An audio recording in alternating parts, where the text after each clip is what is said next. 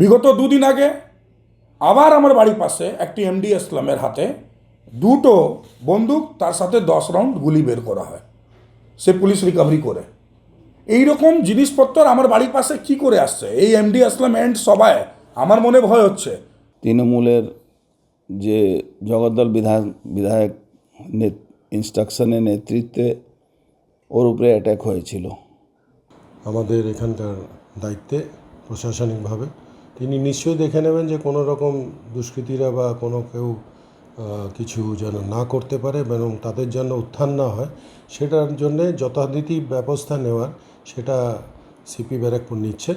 যে যাওয়ার লোক বললে তা দিয়ে নয়, এটা হয়েছে, কেউ কেউ ধরা পড়েছে, আরও বাকি যারা আছে সবাই ধরা পড়ে যাবে। এটা নিয়ে এত আতঙ্কিত বা হওয়ার কোনো ব্যাপার নেই। আমি বিজেপি নেতার ব্যাপারে বলতে পারবো না, কে বিজেপি নেতা আর কে না।